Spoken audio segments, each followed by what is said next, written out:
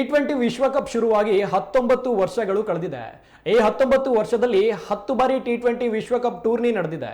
ಈ ಟೂರ್ನಿಗಳಲ್ಲಿ team India ಒಮ್ಮೆಯೂ 50 ರನ್ಗಿಂತ ಹೆಚ್ಚಿನ ರನ್ಗಳ ಅಂತರದಲ್ಲಿ ಸೋತಿರಲಿಲ್ಲ. ಆದರೆ ಈ ಬಾರಿ ಭಾರತ ತಂಡಕ್ಕೆ ಹೀನಾಯ ಸೋಲುಣಿಸುವಲ್ಲಿ ಸೌತ್ ಆಫ್ರಿಕಾ ತಂಡ ಯಶಸ್ವಿಯಾಗಿದೆ. ಅಹಮದಾಬಾದ್ನ ನರೇಂದ್ರ ಮೋದಿ ಸ್ಟೇಡಿಯಂನಲ್ಲಿ ನಡೆದ ಈ ಪಂದ್ಯದಲ್ಲಿ ಟಾಸ್ ಗೆದ್ದು ಮೊದಲ ಬ್ಯಾಟಿಂಗ್ ಮಾಡಿದ ಸೌತ್ ಆಫ್ರಿಕಾ ತಂಡದ ಪರ ಡೇವಿಡ್ ಮಿಲ್ಲರ್ ಅರ್ಧ ಶತಕ ಬಾರಿಸಿದ್ರು. ಈ ಅರ್ಧ ಶತಕದ ನೆರವಿನೊಂದಿಗೆ ಸೌತ್ ಆಫ್ರಿಕಾ ತಂಡವು 20 ಓವರ್ಗಳಲ್ಲಿ 187 ರನ್ ಕಲೆ ಹಾಕಿತ್ತು.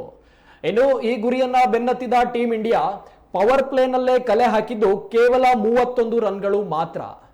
ಇದರ ನಡುವೆ 3 ವಿಕೆಟ್ಗಳನ್ನು ಸಹ ಕಳೆದುಕೊಂಡಿತ್ತು. ಆ ಬಳಿಕ ಕೂಡ ಸೌತ್ ಆಫ್ರಿಕಾ ತಂಡದ ಸಾಂಘಿಕ ದಾಳಿ ಮುಂದೆ ರನ್ ಗಳಿಸಲು ಪರದಾಡಿದ್ರು.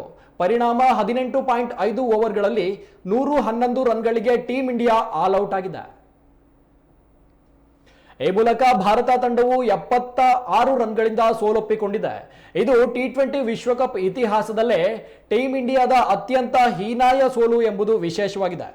ಅಂದ್ರೆ ಟಿ20 ವಿಶ್ವಕಪ್ನಲ್ಲಿ ಭಾರತ ತಂಡವು ಒಮ್ಮೆಯೂ 50 ರನ್ಗಿಂತ ಅಧಿಕ ರನ್ಗಳಿಗಿಂತ ಸೋತಿರಲಿಲ್ಲ.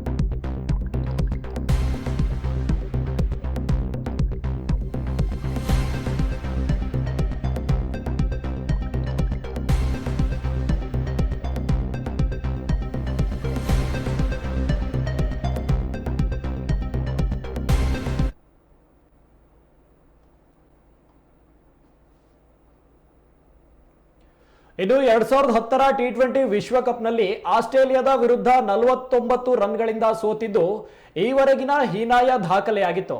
ಆದರೆ ಈ ಬಾರಿ ಸೌತ್ ಆಫ್ರಿಕಾ ತಂಡವು ಟೀಮ್ ಇಂಡಿಯಾವನ್ನ ಮಕಾಡೆ ಮಲಗಿಸಿದೆ. ಈ ಮೂಲಕ ಭಾರತ ತಂಡಕ್ಕೆ ಟಿ20 ವಿಶ್ವಕಪ್ನಲ್ಲಿ ಹೀನಾಯ ಸೋಲುಣಿಸುವಲ್ಲಿ ಯಶಸ್ವಿಯಾಗಿದೆ.